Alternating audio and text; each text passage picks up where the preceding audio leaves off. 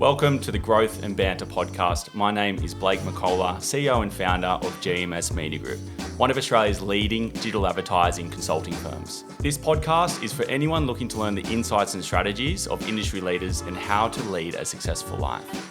Today, we're joined by Don and Matilda from STAX, and they're going to share their story of how they created an activewear international empire. I hope you enjoy.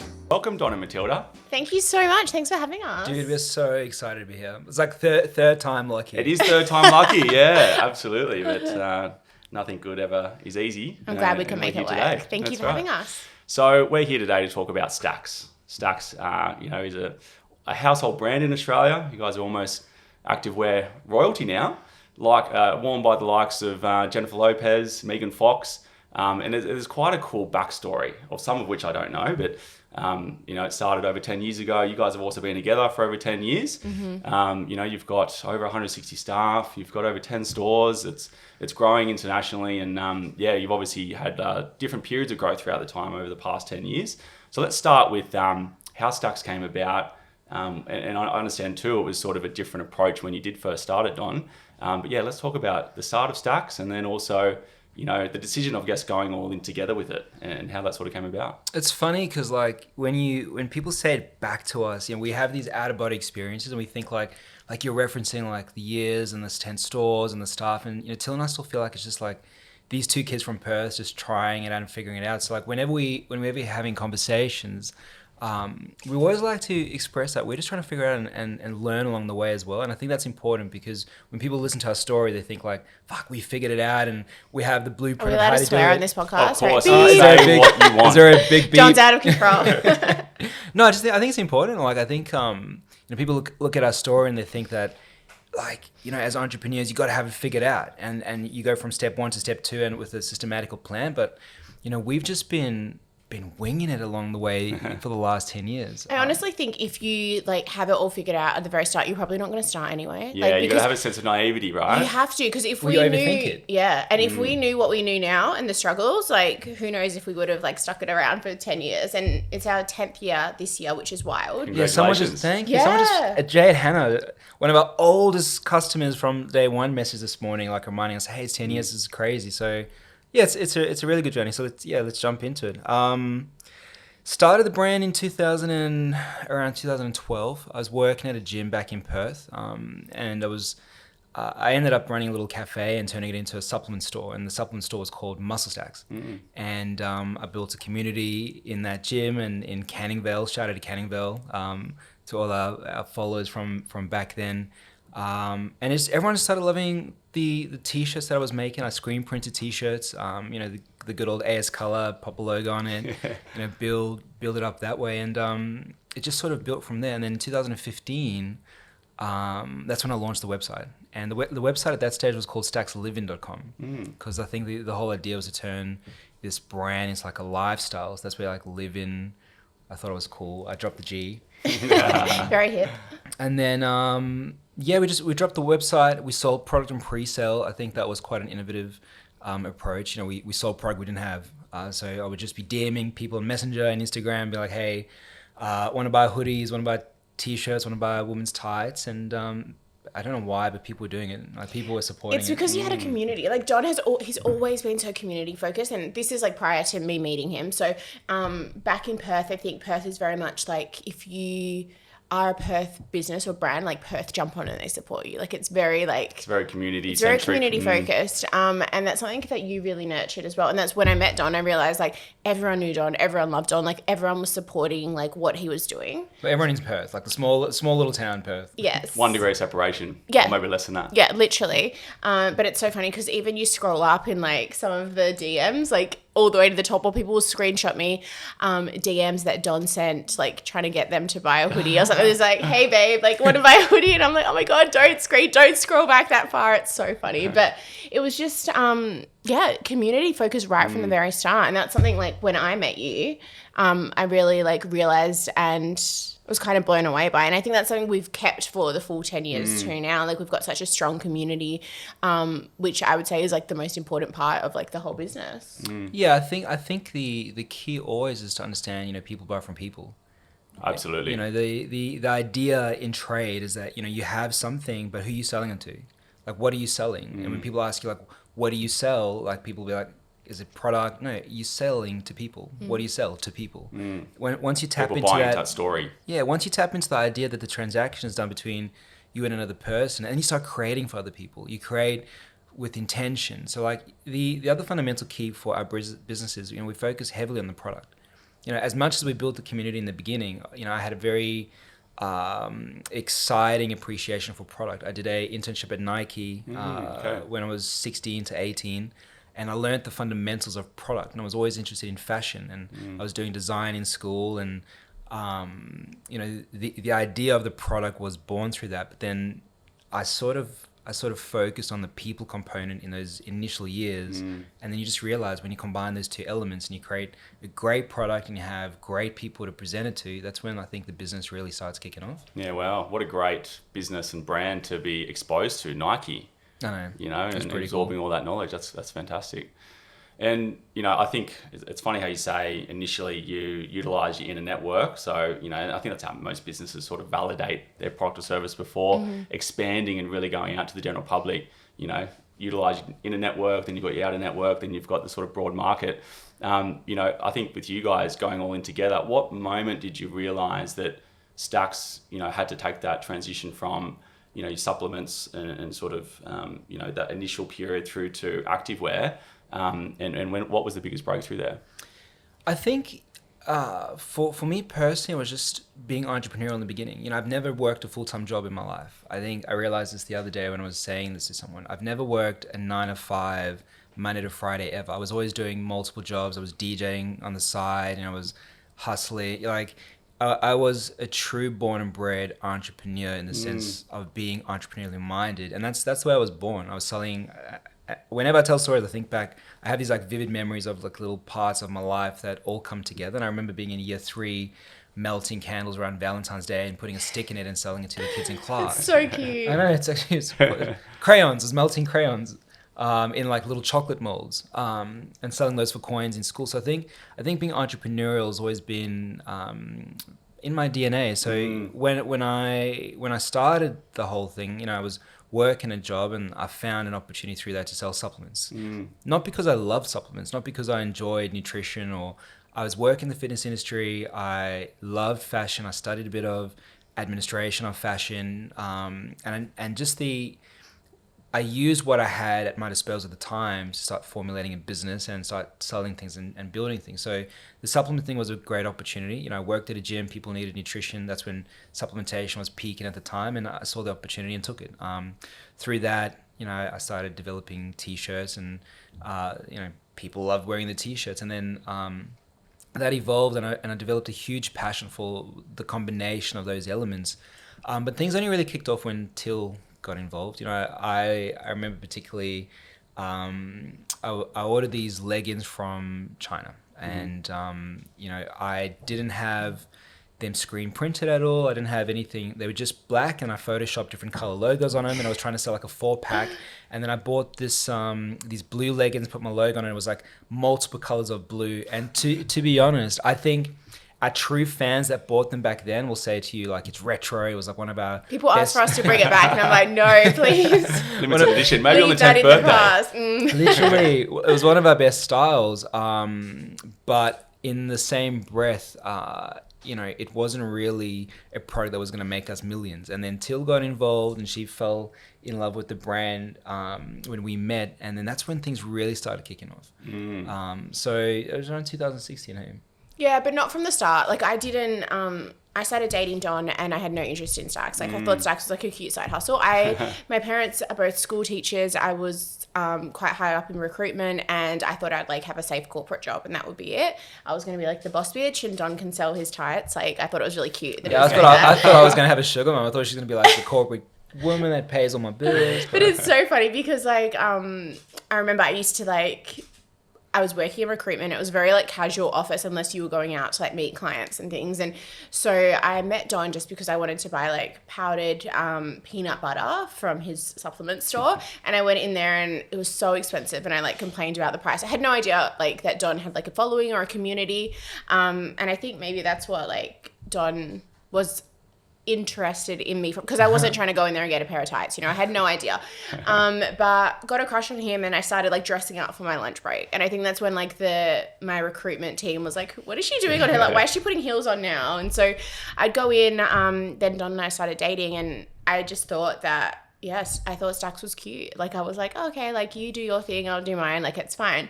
And then we ended up, because like I said, my parents, I don't have an entrepreneurial background. I wouldn't say, if it wasn't for Don, I wouldn't be in an entrepreneurial space. And I started, working with him on the weekends, before work, after work, during work hours. Like I would just be like, started being so focused on STAX. I fell in love with Don, and then I fell in love with the brand afterwards. And yeah, because we became terrible employees. Like we were just working every single moment we could. We were just working on the business. Yeah. So like you're pretending to be on the computer, and like you're literally replying to Instagram comments. But after work on the couch. Yeah, but it's so funny though, because like what you were saying about how like you started in the supplement space and then you moved into fashion. Like I think there's such a big lesson in that too, because it's like, even if you're not where you want to be right now, there's so many opportunities like that you can take and you can like learn from too. So if you're in a job that you're not absolutely loving and you know what it is you want to do, or you're not even sure, like just being open to like navigating and taking opportunities as they come, I think that's when like the magic really happens too. So yeah, then Don ended up leaving, going full-time STAX, leaving the supplement store. It took a little while for me to end up going full-time, just because like I'm like a very logical person as well. Like we need to be making this amount of sales consistently every single day. Like I'm not someone who's just going to pack up and leave my job. So Till's the logic in the relationship. Don's the dreamer. If it was up to me, like we wouldn't have any clear like real plan and strategy. We just throw everything at it all the time. But it's the corporate girly. That's our balance. Like I think that's the secret to our little recipe. Yeah, and I always admire couples that are in business together. I know some people say never get in a relationship with your family or your partner, but Jane Lou and her partner, he's the CFO, so that works really well. And Adam and Raquel, my good friends from Who Was Elijah, they've just moved over to England and London to set up their shop. And even my brother and his wife running our family restaurant, Bobby's in Cronulla. But there's always that sort of like, I think you need to have different roles in a business, and the same with even my business partner. I'm very front facing, he's very back facing, sort of extroverted, introverted. What roles do you think you guys play that you sort of, I guess feed on each other? And it's funny that you sort of attest the success of STAX and you credit each other on that. So what's the areas of focus in the business for you both right now? I think it's very much that, Till's super front facing. I mean, we're both engaged in the community and engaged in the creative and everything. I think I run ops and I run CEO, boring bullshit in the background, and then Till. I do all the glossy stuff. So does all the fun stuff. I mean, that's no fair. I think we just have very defined roles in the business, and we challenge each other on our ideas, but we're those types of people where it's like, if Till's super passionate about an idea and I see the light in it, we're going to back it, but vice versa. And I also, from a strategic perspective, I focus on strategy, I focus on revenue, I focus on growth of the business, and Till's there to support that. But then when it comes to, PR and brand and marketing, we just support each other in that space as well. So she has a very good opinion on what people want in the market. So we trust that and we run with that. So I think we've learned how to complement each other in that space. It's really one of the best things about working together and being married is that, like, if we've had a really great day, we don't have to, if you've had a really good day at work and then you come home, you have to explain it to your partner. Like, they're like, oh yeah, that's great, but they don't really get it. Like, there's like, like they're happy for you, but they don't really understand. Whereas Don and I get it. Like, a win is a win and we celebrate it. On the reverse side, a bad day or a tough time is really tough because we're both going through it together and there's no real switch off. Take that home with you as well. There's no real switch off. So it is something that I love is that we have a shared vision. So like, even if we are bickering about like a decision that we're trying to make, or if I've got a difference of opinion, he's got a difference of opinion, we both have the same vision for the company, and we both have like the same like good intentions, which is really nice, I think. So it makes like working together, I would say it's quite easy. I don't think everybody could do it.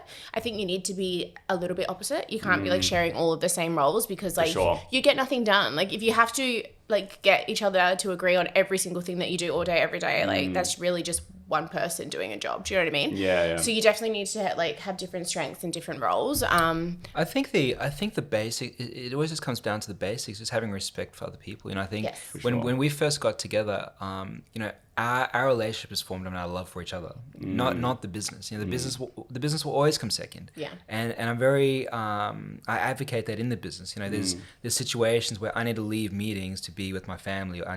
And that's something I'm very passionate about, because I think people get it twisted. You know, business is exceptionally tough, and it's hard, and it's stressful, and it's anxiety driven. And it's all the positive things as well, but the hard stuff never goes away. So if you focus and lean into that too much, it's the reason people in relationships don't always work out when they try and do it in business, because they don't have their priorities right. So like, why I'm mentioning that is because, you know, when we first got together, we focused on us first, and then Till got involved in the business. And I think the lines were never crossed. We always understood, you know, where we sit in that space. And I was the visionary that started the business. You know, I was, you know, very excited about it, and Till supported that for the first portion of the business, whilst I developed as a leader and as a CEO. And then I changed, and I realized, but actually having her vision and pioneering thought in this culture is what's going to drive us forward. So I think, you know, what will always allow people to win in business is when you sit around a table and you listen more than you speak. You listen to other people's opinions. You try and see what they're seeing, and it wasn't always the same. And I'll tell you, when I was a lot younger in the space, I was very ego driven. I was very excited. I was opinionated. I was one track minded, very, very focused. I think she was also quite patient with that.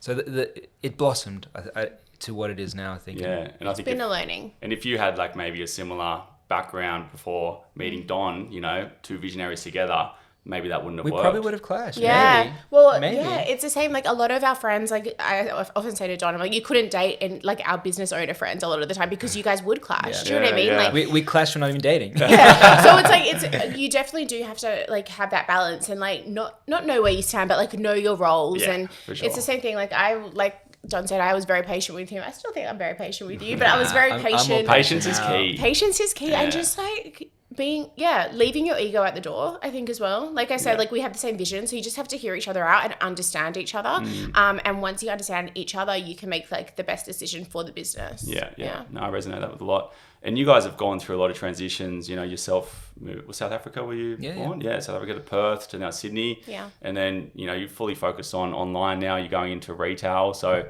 and also internationally. So, talk us through that transition from, you know, e-commerce or even just moving into Sydney and then now going into retail. Like what's sort of been the hardest challenges there? When we left Perth, we just left. Like don't think we even shed a tear. Like we were like, oh, let's go try Sydney. Like it was just like so, wasn't it? So It was it's very so funny when you blasé. think about it because it was a big move. It's the other side of the country. We left our family. We just packed up and left.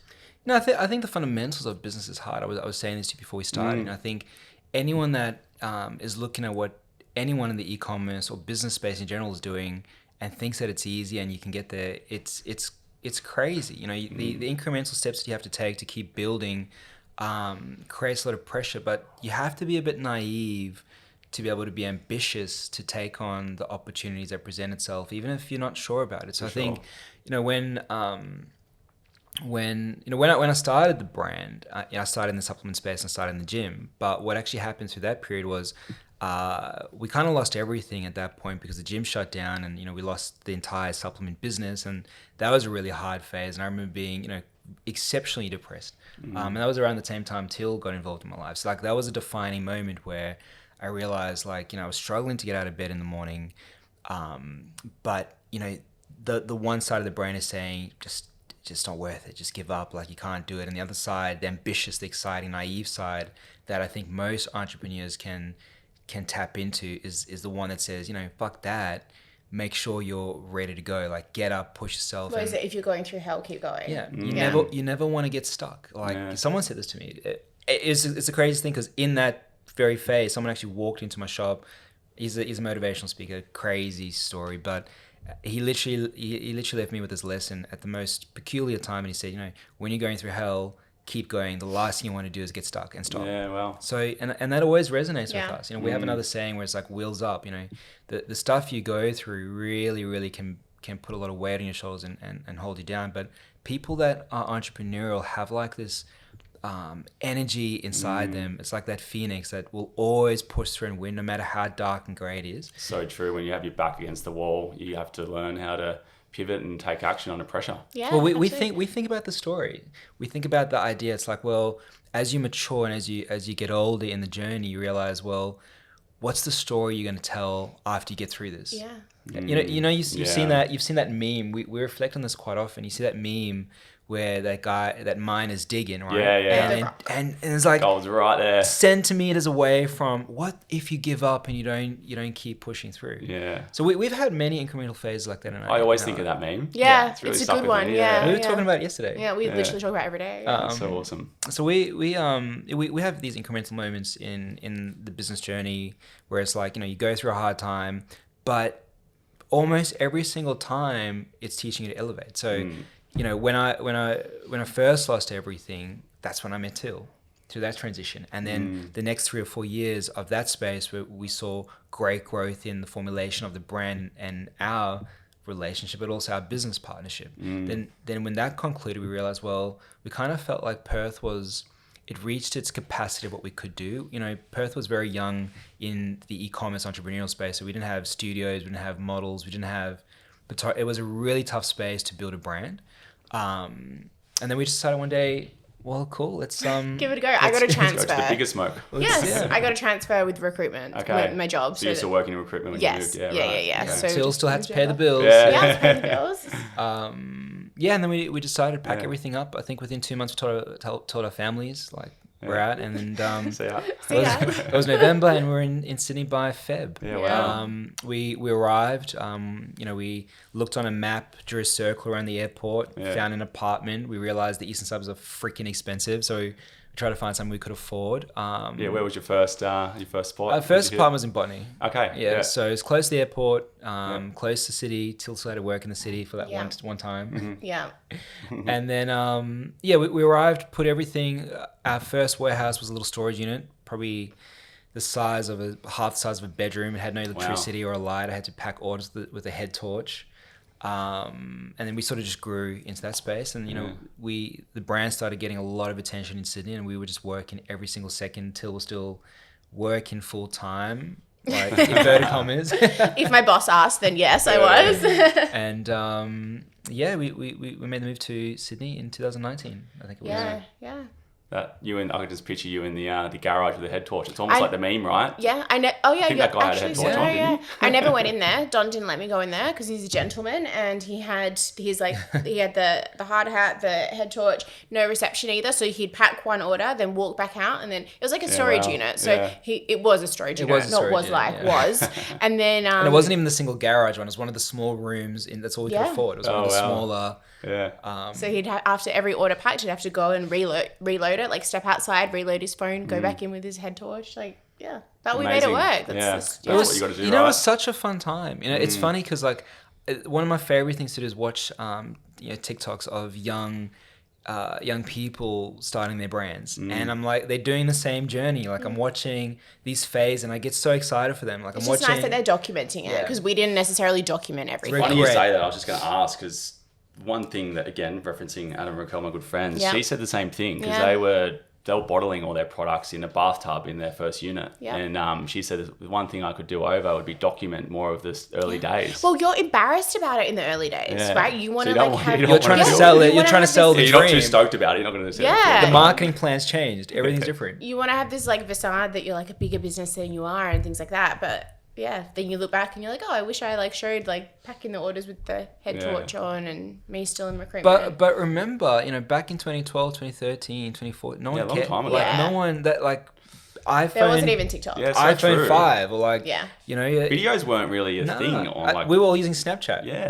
Yeah. Snapchat and then just status updates on Facebook. Literally, yeah. It was literally before Instagram. Instagram probably just kicked off at the time. So video logging, documenting your life just wasn't the thing. There was no stories. Do you remember when Instagram came out with stories and I was like, oh my God, they've that's so rude. That's what Snapchat does. Yeah, fully. I mean, I think we spoke about this, but when I first downloaded Instagram, I thought it was a filtering app and deleted it. And I was like, okay, I don't get that. It took me a while to adopt things, and even TikTok went a little bit slow to it, even though my team are across it because we have to as a brand and a business.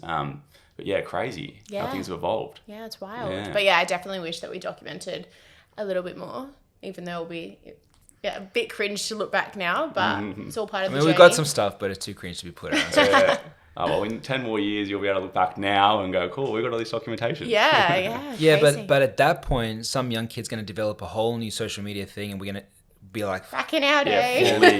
Yeah, I'm a bit scared of what's to come with how fast everything's evolving with AI, and yeah, it's going to be scary times. Now, with e-commerce, I actually saw someone post yesterday that they feel like e-commerce is becoming a traditional business now. You guys have gone from e-com to retail. What was the sort of decision for that movement, and how's that been? it's the same way we do everything. We don't overthink. Mm-hmm. You look at the concept of our fundamental philosophy as people.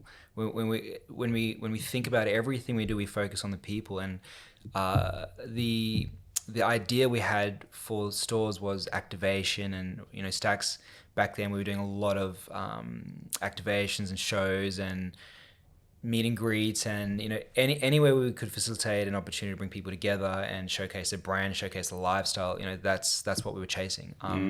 So post COVID, I actually remember we were the first brand in Australia to do an event post COVID, and I think it was like Yeah, wow. it was a fine line as to whether we could do it or not. And I remember we hired out a cinema and we shot a movie. Cool.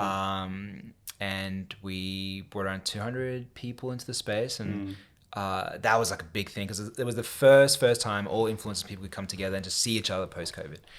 So that was quite exciting. And then a little while after that, we thought we had another collection we wanted to drop, and we're looking for a space to present it. And when you're hiring venues and stuff, it gets really expensive. So we looked around and we started looking at retail stores, because back then everyone put out a retail in the cities. There's a lot of empty True. spaces. So many A vacancies. lot of distressed retail shops. 100%. And that was the opportunity.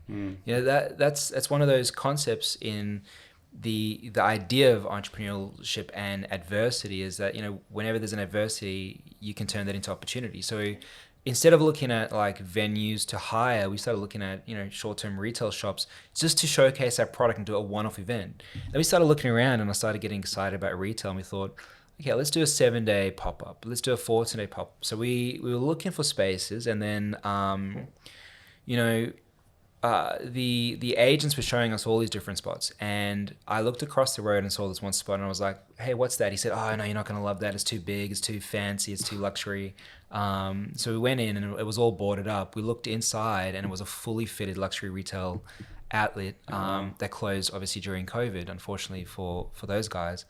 And then I looked at Till and I was like, cool, that's it. We negotiated a deal, cheap as chips, just because it was the perfect time to experiment, and we opened up a store about 3 or 4 weeks later, and we had about 1,000 people lined up in torrential rain. Wow. Yeah, torrential rain pour, and we had 1,000 people lining up to come in, which was How cool is wild. that? And Don and I were working Did the you shop have any floor. anticipation that it was going to be that? No, big I on don't think launch? anyone's going to turn up to anything. Like, I'm so, like, I literally, like, I never think anyone's going to, a model will come to a shoot, I'm like, thank you so much for being here. They're like, you're paying me. Like, but I have that mindset where I'm like, because I think we still think we're kind of like, it's just small and it's just us.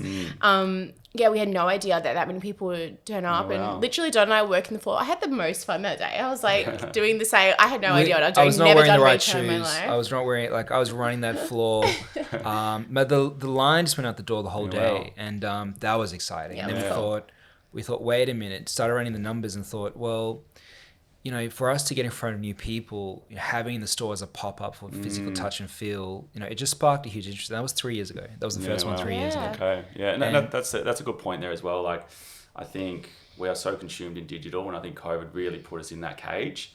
And the more that sensory products, whether it's we market a lot of perfume brands, very hard to get that up on its feet without people knowing if it smells good or not, Yeah, right? So yeah. I think the combination between e-commerce and being able to actually feel and touch it or wear it in person, and that combination really does work well. Well, you have to. It's yeah. omnichannel. It's omnichannel retail. That's it. E-commerce isn't the powerful beast it used to be, and you're seeing it in this day and age, and you're seeing the acquisition cost of new customers. It's hard to do e-commerce. It is exceptionally challenging. It's overpopulated. It's oversaturated. It's not as easy as it was in 2015 to drop an online store and have everyone flock to it when it's new, right? Because everyone's trying to do online. Yeah. So Subsequently, everyone is not doing brick and mortar. Our thesis here is we just want to have an omni-channel experience and presence. So you realize there's still a cohort of people that won't shop online. They're only going to shop in store. So we want to cater for them as well. And vice versa with online. You know, some people are too busy. So we just want to create an experience we have the best of both worlds, just so we can continue scaling and growing. Yeah. It's also really nice to be able to meet customers, and it's nice to be able to get feedback, and also Being on the positive ground. feedback. Yeah, because a lot of the time customers, I mean, we're really lucky with our community. We get a lot of feedback anyway, which we have. Good and bad. Yeah, we've learnt to listen to as well. I think that's something that's very important, is that sometimes feedback sucks. Like, you really don't want negative feedback, but it's really important to listen and take it on as well, because otherwise you'll never grow. That's something we've had to kind of learn along the way too. Like, our egos didn't want that at the start, and then now we're open to it. We want to listen and learn. But having the stores is amazing, because you get people trying on the product, coming out of the change room. Here we get to hear how they feel, how our product makes them feel, like what they think about it, instead of them having to like sit down and write an email to customer service. Yeah. You know what I mean? Yeah. So it's really nice just being able to connect with people in real life too. Yeah, and then loop that back into the online experience from the feedback you receive. Yeah, it's really nice. And let's go into the omni-channel strategy you guys have, because like obviously e-commerce retail, being able to try it on and also buy it online, like that's one part of it. But to get the awareness and promotion out there, like what mediums do you guys focus on? What works best for you guys? You know, whether it's Instagram, TikTok, Google, like what are you guys sort of focusing on at the moment? Well, I think you have to have a touch point in everything. You know, Yeah. we've just done this internal study recently. We realized, you know, there's different people that are connected to different areas and different demographics with different interests. So, you know, everyone's doing broadcast channels at the moment, and everyone has Facebook VIP groups or Facebook groups, and you know, there's a TikTok. Every single platform has a different type of person and audience that's still connected in your core demographic of customer. So everything. I think strategically one should be speaking across everything. If your brand resonates with it, you know, there's no point in trying to do something on TikTok if, you know, you're selling something that the general person on TikTok isn't going to enjoy. But then you start looking at the evolution of TikTok, and you realize most people are on TikTok now as well. So our thesis touch points on everything, just being strategic with the content that you're presenting, so it's tailored for the consumer so they can relate to it. Yeah. No, that's interesting. And then I think, like we just spoke about it before, but the style of content has changed dramatically since when you started to now. We've gone from, you know, text only to image to video to now AI, animation, the list goes on. Your activations, you know, in terms of your influencer strategy and going to this creator economy, and I went to one of your activations, I think it was the store launch in CBD. Was that the store launch? I think it was. I think a new collection. New collection, yeah. And so like in terms of your influencer strategy, like how important is it to get, you know, creators and or influencers to be part of that mix and omnichannel strategy? I think it's really important. Influencers obviously play a huge part in the growth of our business, but I think it's about connecting with the right ones as well. I know people have said it a lot, but like just because you have like 1 million followers, it doesn't mean that you're going to convert. It doesn't mean it's the right kind of followers. I think like the demographics and making sure that the influencer is someone that really aligns with your brand and like what you stand for as a brand is so important. I think it's about a community, and not just the community as in the shoppers, but also the community of like the influencers, the people that you work with, and you've all got to kind of be on the same page. So it's almost like matching their story with your story. Yeah, you have to have the same vision. I think it's really important, because you could go out to someone that has like millions of followers, but their audience don't care about STAX. You know what I mean? Like you have to be very strategic. I think otherwise you're just wasting like time and money and product. Yeah. Well, I think that the strategy is key. You know, we've just done an internal study recently for what our future as a brand looks like. So, and I'm very passionate about expressing the concept of, you know, business and brand. People don't always, they think that it's one and the same. It's a very, very different thing. And you start noticing the difference when you start fighting with your CFO on where you want to spend your money for marketing, because it doesn't always align with brand versus profitability. Yeah. We learned that we can pump crazy amounts of money into marketing, influencers, Meta, Google's, etc., but it doesn't affect the bottom line. You know, it's not profitable, because you can manipulate the machine to make more revenue. But for us, we want to focus on building a sustainable brand. And the challenge, and the point I'm trying to get to, is the challenge you're faced with when you're chasing revenue is that you just keep pumping things, and you start diluting the concept of the brand. So what we've done strategically, we're looking at it from the perspective of, well, what's going to build the brand, sustain the brand for the next 5, 10, 15, 20 years, the same way that legacy brands today exist based on 30, 40 years of their trade experience. And we're focusing on positioning ourselves as a very clear brand, so that when you're standing and you're opening up the Instagram of 7 or 8 different athleisure brands, you're supposed to spot who STAX is. And the point I'm trying to make is, with all the convoluted concepts in media, different touch points, TikTok, socials, AI, blah, blah, we want to focus on creating one aesthetic and one story that speaks to the brand that people can resonate with, instead of trying to chase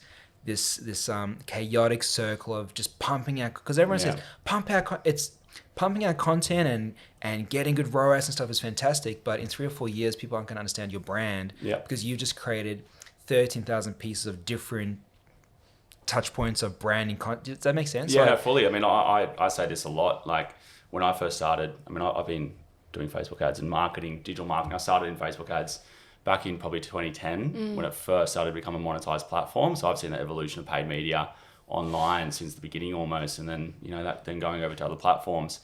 And I think there was a neglect of brand back then, and even today, like people just chasing ROAS. We work with some clients that are hell bent on what is the return, but there's also, and like you touched on, like the idea that brand development I think is more important than chasing ROAS, right? And even Simon Beard, Culture Kings, he does a lot of education online since his sort of exit with Culture Kings, and he mentioned that he spent millions on this activation and collaboration. I can't remember what it was, but he sort of says, look, there's not really a dollar attached to that, but what it did for the brand probably produced millions and millions over the course of that duration. So I'm in the opinion of it's much more important to develop the brand versus trying to chase ROAS all the time, because you're getting stuck in like an ugly game there. Yeah, completely agree. That destroys businesses. And I've seen that. Because young people, not even young people, we don't understand the margins of how that affects the business when you're starting out. And that catches up to you, and you start realizing, well, you're just selling a product, you're not selling a brand. And then you think about just getting back to the omni-channel retail experience, you don't get ROAS in stores. Yeah. You absolutely are trying to find a metric that, allows you to understand what's the return on investment, or what's the, NCAC for a new customer walking into a Westfield. But you want to build brand for sustainability of long term, and not necessarily chase high top line revenue. Just making sure that you remain profitable throughout the process and build a 10-year brand. And that's it. It's sustainability over short-term success. Yeah. Now, collaborations that we just sort of touched on there. Talk us through how you got Jennifer Lopez and Megan Fox. Was that just a wow moment? Yeah, it was crazy. Like I have relationships with some stylists, and they ended up reaching out, which was amazing. But even for some of them, like, I can't give too much info away, but for some of them, they've even emailed afterwards and been like, thank you so much, like so-and-so loved the product. And I'm like, oh my God, like amazing. Like it's funny. I think once you can break into one particular, once you're trusted in that space, other people kind of follow suit and want to wear the brand as well, which is really cool. So it's amazing. But it's so funny. Can I talk about the paparazzi? Yeah.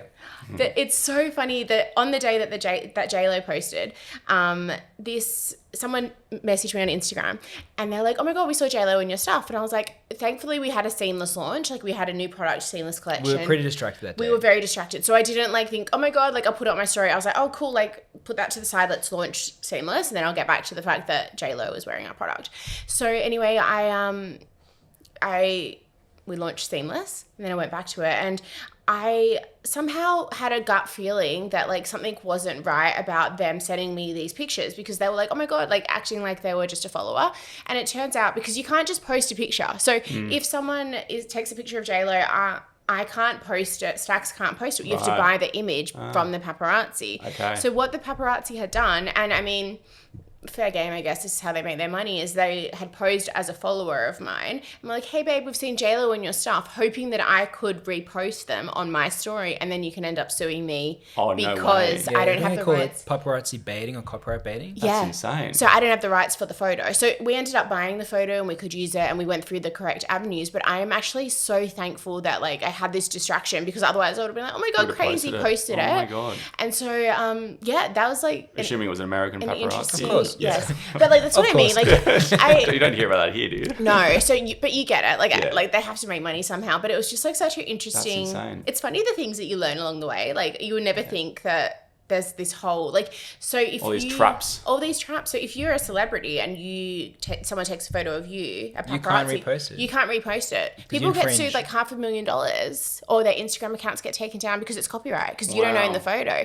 So like people would message. Dog world over there. Yeah, people message me like, hey babe, like acting like a follower. And I was like, oh my God, amazing. And then I would kind of do a little bit more research, and I'm like, hold on, wait, that's a paparazzi, or that's someone that works for one of the photographers. So yeah, that was like an interesting lesson to learn as well. So if anyone is getting their stuff popped, make sure you pay. No, that's a great lesson. I had no idea. It's wild. Yeah. And internationally, you guys are in UK, America. What other markets are you expanding into? Yeah, so UK STAX is growing pretty well. We're everywhere, global. The only thing we've done additionally is we've launched Second Left, which is our... Yeah, that's right, the sister brand. Which is our sister brand, and that's our our focus for that brand was the US. Okay. And we wanted to create something a little different, something a little... It touches on a lot of the great things about STAX, but we wanted to launch a fashion brand that just has so much opportunity to be diverse, and we thought, we're going to take this one to America and we're going to not do STAX in the US. So we're going through the whole startup process again. Okay. We launched a year ago and it's done exceptionally well. Great. It's really interesting, like knowing what we know now and being able to do it, learn, implement the lessons that we've learned along the way. Like so you're taking like all of your skill set journey and packaging it up into a whole new market. It's quite fun. Yeah, we're just testing ourselves. It's like a passion project. And we thought, can we do this again? And can we do it? Yeah, was it a fluke? Or was it a fluke? Or, we'll let you know. Well, literally, you always see people like, create one great business and they start coaching about business. And I think to myself, could you do it again? What is there a thesis that works behind your new consulting business and coaching? So we thought, well, let's see if we can do this again. We're very passionate about what we do. So yeah, that's awesome. We thought, let's just create something fun and exciting, and that's our new baby. Yeah, wow, cool. Look, last year I think for a lot of small brands seemed to be a bit of a tough sort of roller coaster year. The election, there's a few things going on economically, even in, Australia with interest rates, a lot of disposable income shortening. How do you sort of navigate those economic changes, particularly with e-commerce and buying behaviors? Yeah, it's tough. It's exceptionally tough, and there isn't a brand I know or a business I know that isn't feeling the effects of it in Australia. This year, usually it takes a few months for things to kick in, and I think about a year and a half, a year plus, that's when they started talking about the interest rates and blah, blah, blah. It's a bit of a like a delayed effect, 6 wasn't months, it? Yeah. And I think it's really affected people over the last 5, 6, 7 months, and it affects all of us. It affects, it's exceptionally tough. And you also have to be cognizant of the fact that we're worried about our customers, we're worried about our consumers, and we're seeing, we're dropping a new collection, people, and this part like really hits. They'll be in our group chat saying, man, we'd love to buy the product, but we just can't afford it because we've got to pay. And then that hurts.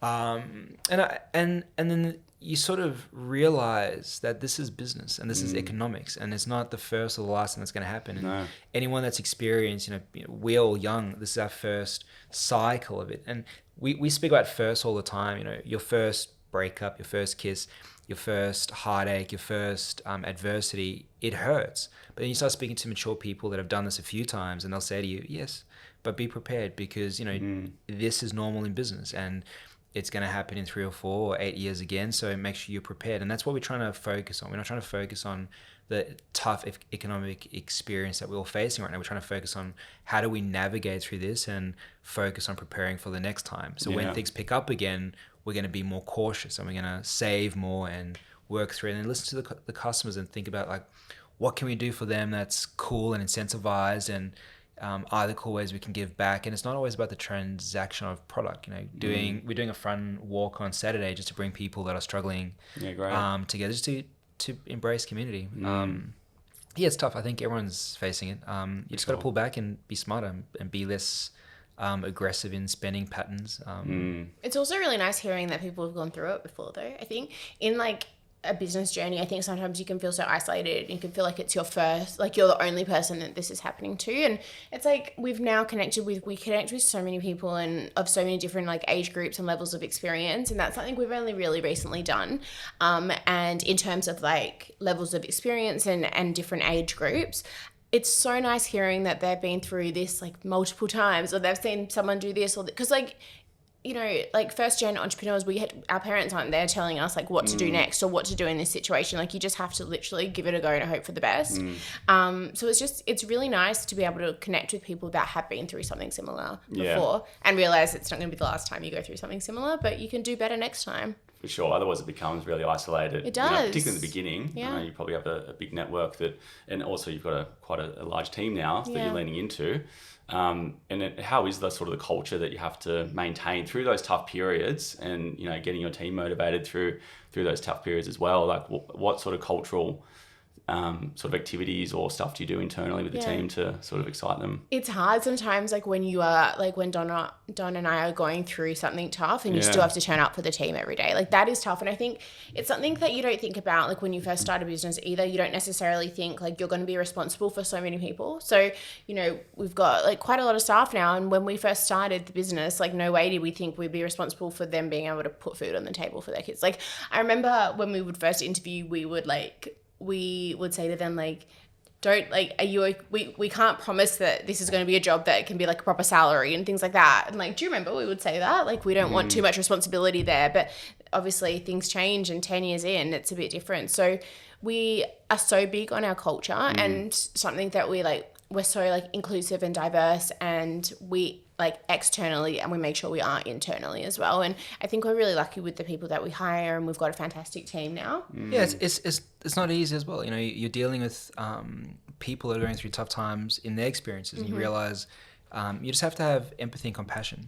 You know, it's been tough. You know, we listening to stories of some of our staff whose parents are struggling, and you know, one thing that Till and I focus on is being grounded. And one thing we're proud of, just to elaborate on what she was saying, was our brand is probably the most well known for its inclusivity and diversity in market, and we're very, very proud of that. But then we also I always have this discussion internally, and I say to the team, I'm like, we can't be that externally if we don't believe it internally. Yeah. So we focus on not fabricating a culture where we got to go and play paintball or rock climbing to bond. Everyone wants to play paintball, and they all want to be against Don. My team was suggesting that as well the other day. So weird. But I enjoy sitting around a table with the guys and just having a good conversation and like listening and teaching each other to listen and learn and just practice empathy. And I think that's something Till and I focus on. Our team's not huge. Our HQ team's not I think we're 20 something people in head office, and 10-ish in the warehouse full time. And then we have variables of casuals that come in and out, and then the retail team's huge. But what we focus on is making sure that, you know, our team is taken care of emotionally. I think it's nice as well, because we have like, I think just like more so recently as well, we just sit down and have conversations with our team, and like we're real. Like they also know that like they can chat to us about things. Like we also have our own struggles too. Like it's just a nice way. We're very big on like getting feedback. Getting feedback and reflecting on things, working out what we could have done better. Like if we've done something wrong, we put our hands up and say it, like vice versa. It's like, I think we have a really good relationship with the team. Yeah, and just jumping back to your question about the hard times, and I was just reflecting what I was saying, you know, as I mentioned before, I always focus on these two concepts, brand and business.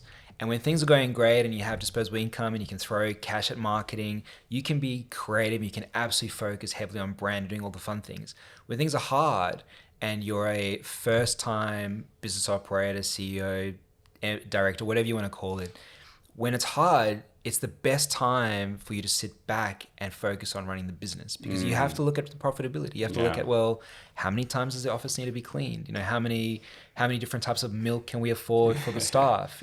What's the coffee ratio? Like it forces you to think, well, actually, we're here to run a business and let's make it profitable. And I think that's a confronting experience for most first-time CEOs of business operators to go through, because you got to sit back and realize, well, actually, I have to think about margins, or I have to learn about margins, or what's your GP, or all the things you don't think about when you're starting the dream. Yeah.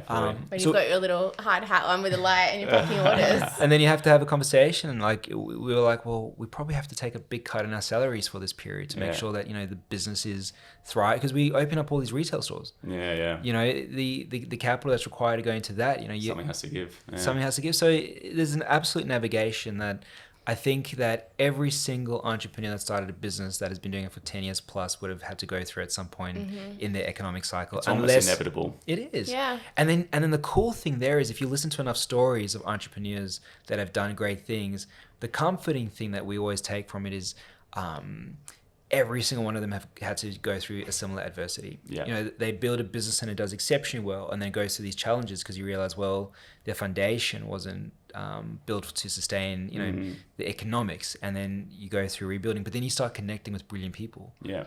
People that have done this multiple times, and those are the ones that provide sound advice and guidance. And I think there's such value in connecting with an advisory board of experienced individuals. I just thought as well, because it's like with a autobiography, or you're reading someone's book, like it's never just like smooth sailing the whole way. Like no one would ever read the book, right? Like it's so there's always so many stories and learnings, and you always have to take something out of like any adversity. I think there's always a lesson every single adversity and every challenge. Absolutely. And I think leaning in on the right people when things go wrong, and you're scratching your head going, I don't know what to do next, particularly if it is your first business. I've been through that. Yeah. I often sort of lean into, people who've done it before.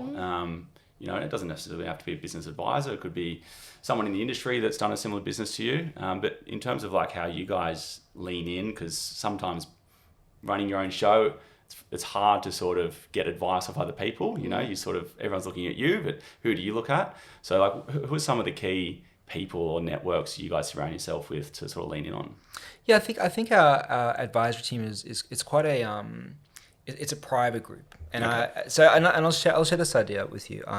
There's something I'm very curious about online at the moment. People that start business and they sell themselves as they sell these business courses and advisories and blah blah blah. And I find that I couldn't connect with people that do it as like a job or as a career. I connect with people that are ex-CEOs, borderline retired. They've done very segmented stuff in niche environments such as retail, very specific to what we're doing, and they're there in their capacity to help, and they only take on a few people that they work with as mentors through the period. So like it's been a process for us where you get to this point in business and you realize we still don't know what we're doing, but we don't have the luxury to make the mistakes we made when we had way less riding on it. So it's you connect with someone.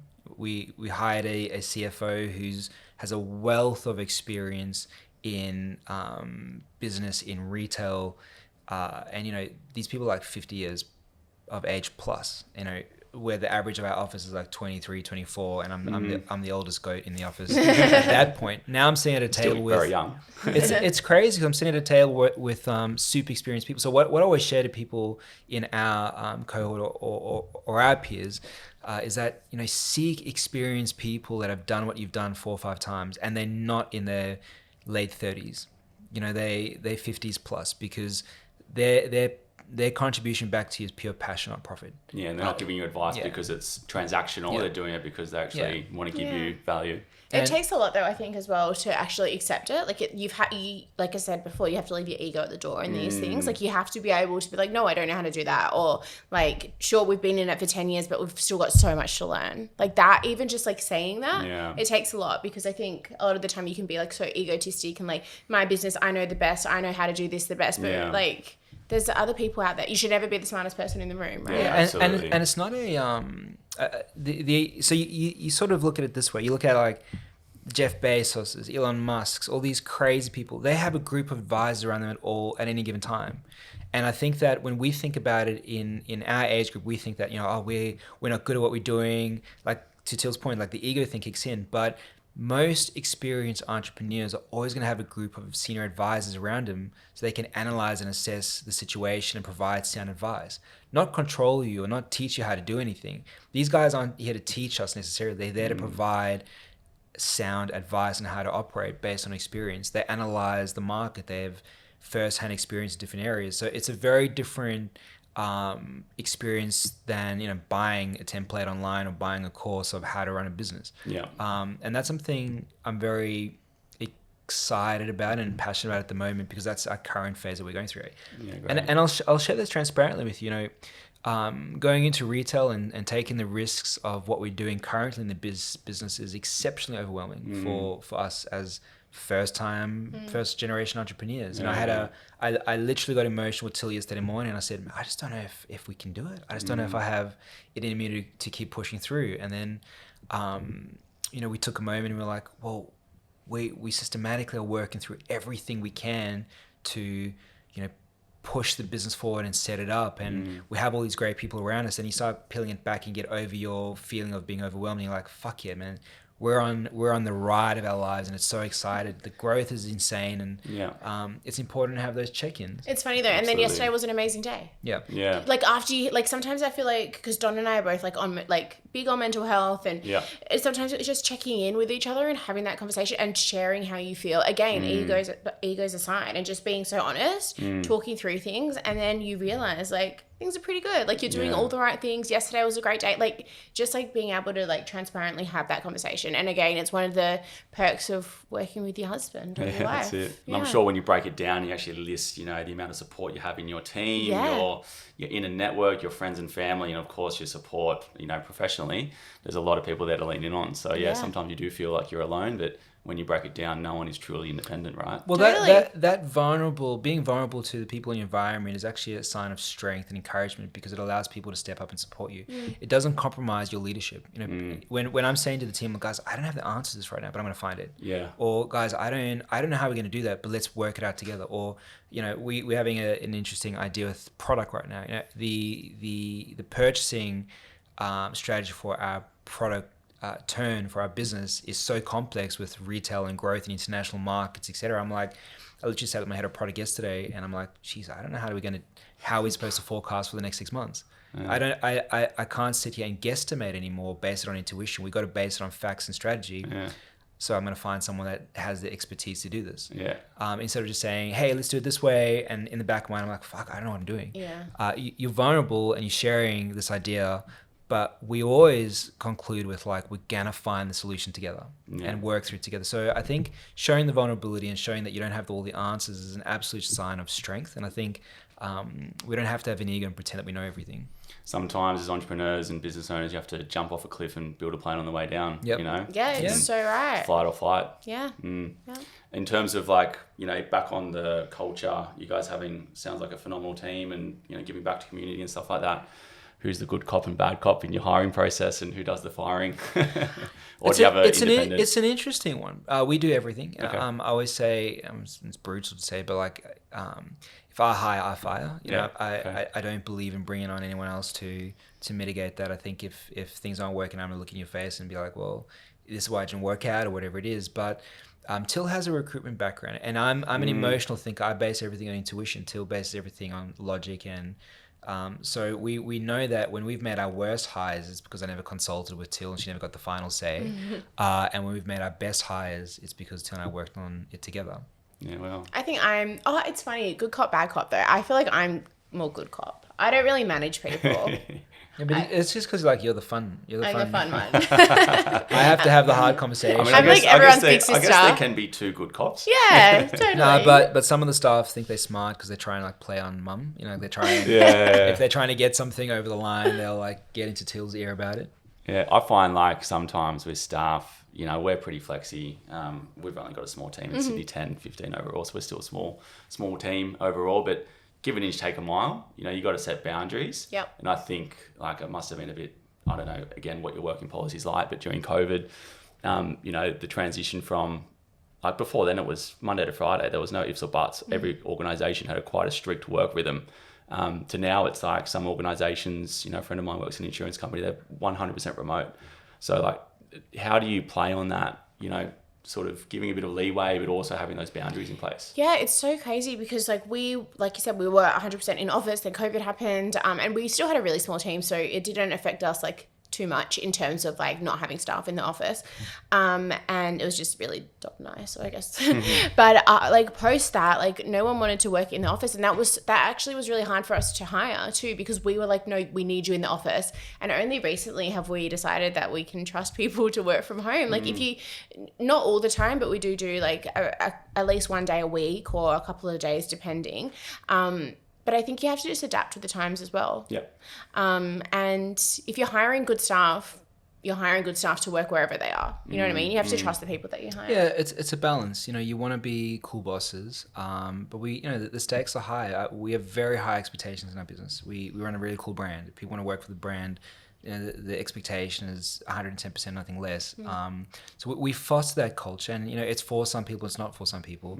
But we're also trying to be flexible and reward them. Our team, we found like for years I had a hard no on working from home. Yeah, absolute hard no from working from home until I started working from home once or twice, and I was like, oh, this is fantastic. You get so much more done because there's no distraction. I thought, all right, I'll encourage us in the team, and we'll give the ownership onto them, and they took it around with it, and the productivity on that one day is amazing.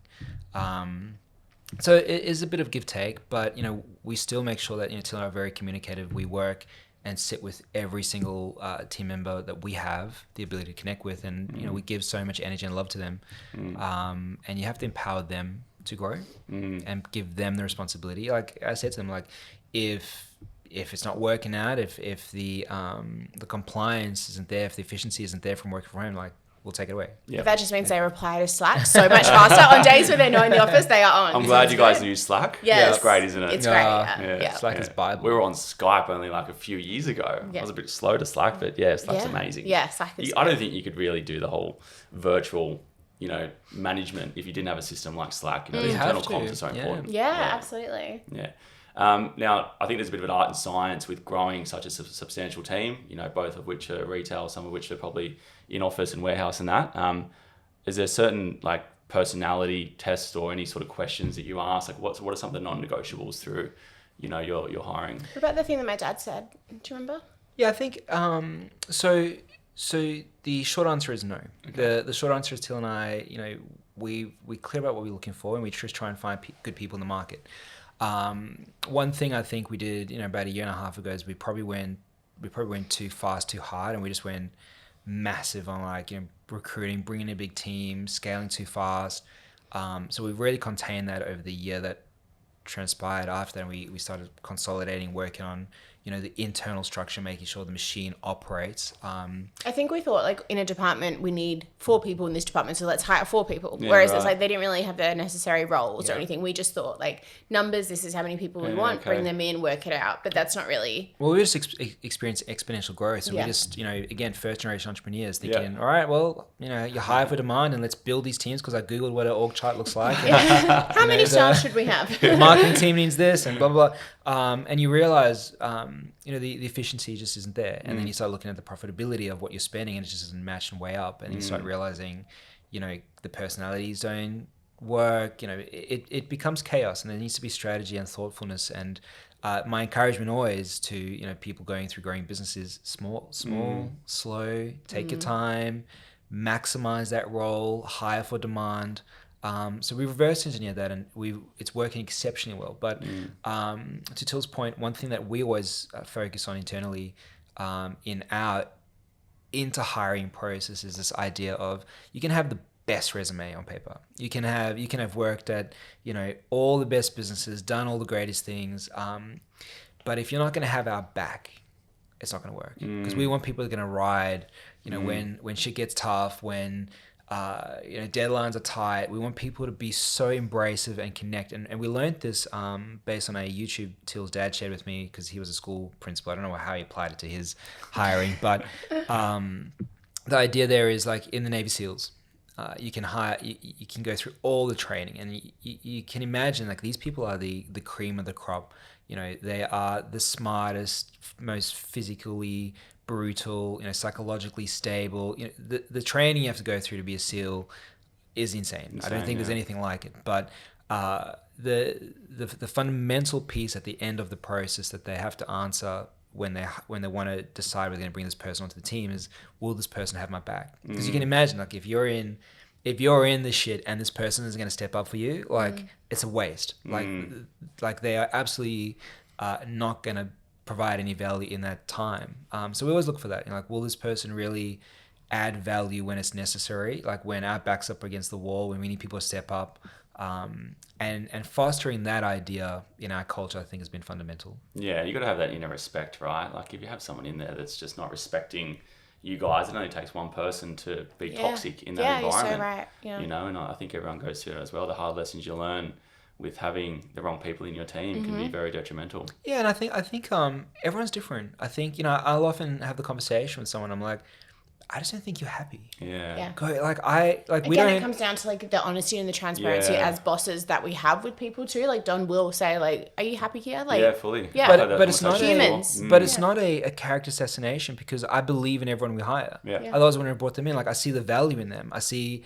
I don't think that they're wrong people. No. I don't think that there's anything bad with the person. I just think that this isn't truly what they want. Yeah. This isn't who they are. And I recently had a conversation with someone. I was like, hey, you don't seem happy. Like, how can I help you find something that's going to make you thrive? And it's not taking it too personally as well. I think taking to not be so offended by things or taking everything so personally. I think that's like a huge. And it goes back to empathy, right? Like exactly. You actually care about the person. Like, what, if you're not happy, like, what can we do to help? Totally. I always say this to the team. I'm like, 24 hours in a day. 1/3 is spent at work. Yeah. 1/3 is getting to work and going home from work, and the other third is sleeping. Right. So you spend 2/3 almost of your cognitive existence as a human being at your employment, of your life. You want to be happy. You want to make sure that you're contributing to something. You want to make sure that, like, there's a drive. And if it's not going to be in our business, cool. Let's figure it out for you and use me as a reference. Like, you need to be thriving in what you're doing in your 8 hours a day. If it's not here, it's not serving the business, it's not serving me, but it's not serving you. Let's figure it out somewhere else. And I think that kind of open-mindedness and empathy, I think, drives the team quite well. Absolutely. And by the way, sometimes people are like, yep, actually, you're so right, Don. I need to go find something else. I'm like, cool. Yeah, that's a non-negotiable with us as well. Like, I think as owners of the business, you don't want to go in and see your team sort of heads down and moping around. Yeah. It's not exciting, and it sort of it decreases the energy. But yeah, it's just that general respect, and the culture is such an important thing because like you said earlier on, it's people buying people, and at the end of the day, it's your story, and you need everyone to be on that same path. Yeah. I was watching something on Netflix, a documentary. It's about consumerism. I forgot the name of it, but they were talking about how prior to even e-commerce, drops were typically every 6 months of the year, so biannual, summer, winter. Now it's almost like monthly. Fast fashion with TikTok, like short form reels, everything's become sped up. Yeah. How do you guys cope, and what sort of your planning with your drops? Like, how frequent is it, and how do you combat that sort of like, the transition to now fast fashion?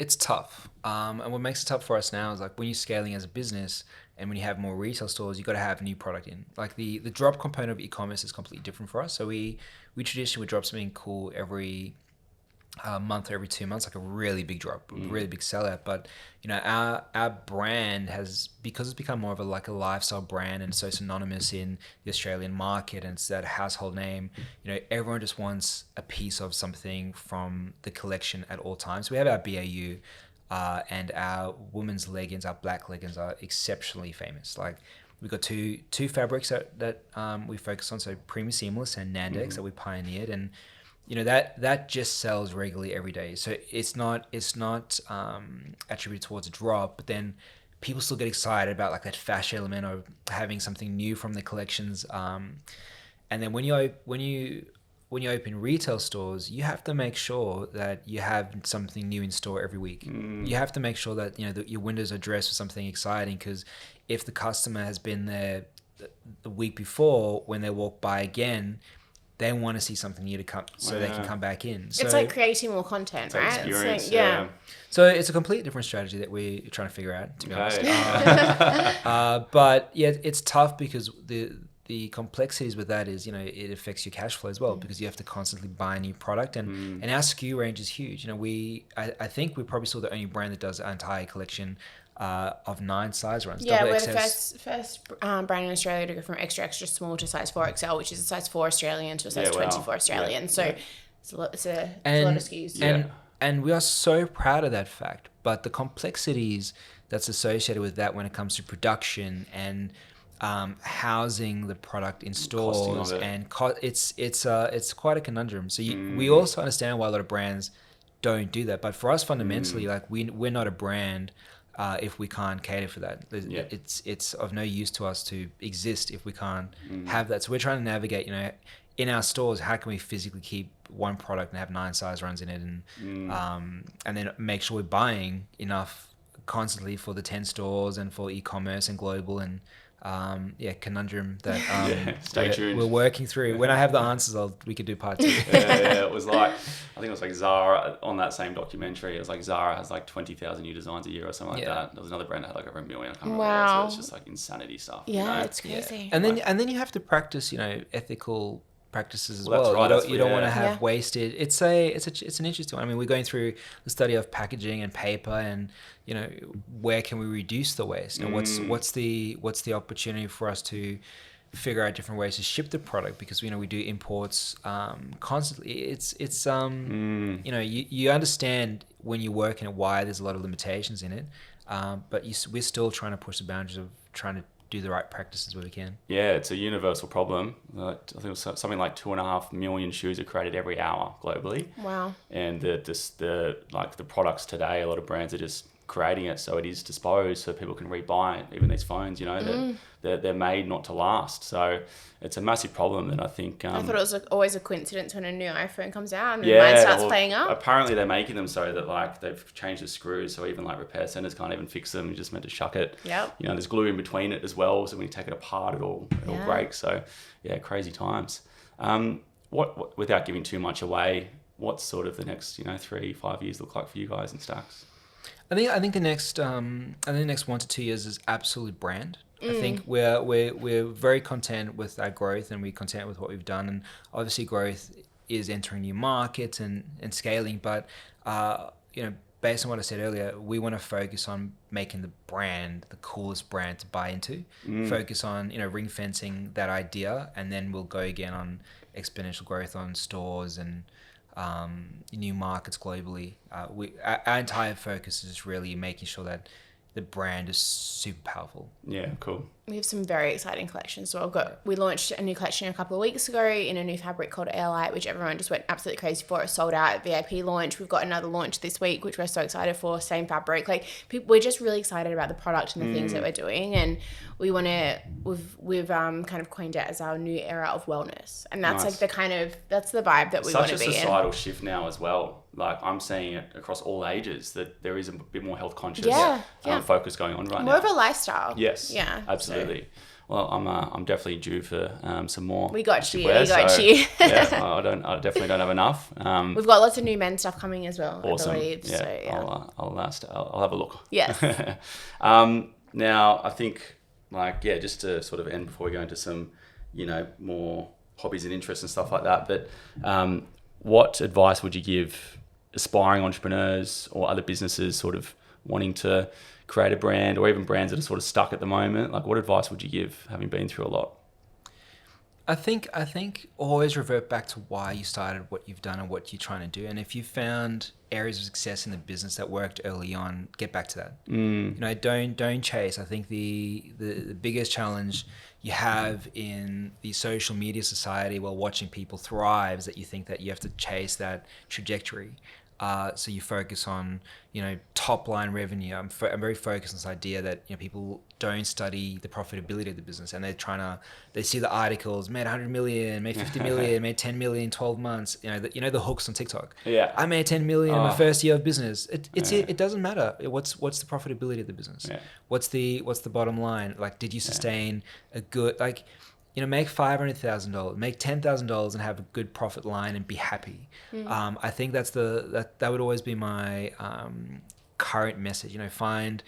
Find the happiness in what you're doing and stop chasing. Growth is a chase in itself, but it's an exciting chase. Don't try and chase top line revenue, chase profitability, and just get back to the core of what you do and why you started your business. Yeah, no, that's great advice. Yeah. Now, I know you sort of probably during the week working together, you go home, you know, that bringing that back as well to the household. To switch off, that's obviously probably an important element between the two of you working together. What are some of the things you guys do to sort of, you know, switch the mind off and sort of reset? We play tennis. Okay. We love tennis. I had my first game of pickleball on Saturday. Did I you know that's enjoy getting it? popular now. Yeah. Yeah. It got really windy and rain. And it Okay. started Oh raining, yeah, so we that- played Saturday too. Because the It was ball's a bit off. lighter, it starts going in a different direction. We love tennis. Okay. So we love to play, except now it's so annoying because after the Australian Open, it's so hard to book a court because everyone is like, everyone's on the everyone bench. is playing. We'll give them 2 weeks and everyone will be No, over but it. it's been ages now. So we love to play tennis a couple of times a week. We recently got a new puppy. So Cinnamon is just taking up all of our time at the moment, which is really nice. It's nice to have like such a focus on work, but then also have such a focus on home life. Like Sydney doesn't care what happened during the day at work. You know what I mean? Like we've got our little responsibility. What else do we do? We love traveling, obviously, but just to touch on that point, like a lot of people think that our life is just STAX 24/7. You know, we have rules and boundaries in our personal lives. Like we don't love talking about work at home. So we love dating. We love going on dinners. We love taking Cindy for walks. We do morning walks along the coast almost every other day. We love tennis. We just love hanging out. We've recently discovered that we love Sydney summer. We used to be big Europe winter babies, but we love summer. We spent so much time at the beach during the Christmas It's holidays. phenomenal here. Yeah. It's nice to go outside. Yeah. Absolutely. That's absolutely, yeah. Yeah, so we definitely do make an effort to. Or maybe we have a game of tennis together. Yeah, done. Till Sounds good. gets pretty competitive. I'm very Okay. good. Yeah. I'm very How good If are she you guys though before I sign up to this? Nah, not good. But I win, so. But no, if she loses, she sulks. So I'm not a very good loser, but I say I need to practice my losing. But I always win, so I like don't know how to practice. Well, I don't it's get awesome the you can play opportunity. together. Like Kirsten, my girlfriend, she can hit it. Like, we're like we had like a 16-ball rally at pickleball. So She was getting me. Yeah, you know, I making me love run. it. It's so much fun. Yeah. So good. yeah, and then when we played on Sunday night, we thought we were playing really well, and we had these ex-pros next to us, and we were watching these two girls whack the ball, and I was like, I'm getting out. Like I can't be standing here trying to play this game with these pros. Well, if we play, I definitely won't be in that. Let's do it. element. Keen. Yeah. So last but not least, if you could wind the clock back even to the early days when you first started STAX, what advice would you give yourselves? I would probably say we'd document more. Like, I know we said that earlier, but documenting and just being able to look back. But in saying that, I don't think we'd really change anything. And I feel like that's such a cliche response. But, like, the lessons that we have learned, like I said, with, like if you're writing a book, an autobiography or whatever, like, if it's just, like, smooth sailing, it's, like, a really boring read, right? Like, you want to... every single adversity that we've been through, every lesson, like we've had to learn and we've come out stronger and we've made better decisions next time. So it sucks when you're going through things, but like I don't think I would change anything. I'd kind of say maybe appreciate the journey a little bit more. Like when we were like, you know, 3 of us in the business or something like that, like I look back now, I'm like, oh my God, those times were so simple, so like chill, it was so fun. Like we didn't have to, you could just make a decision and run with it. And if it didn't work, we'll just try something else. And at that point, we were always dreaming of like the bigger picture all the time. I kind of wish we appreciated that moment a little bit more.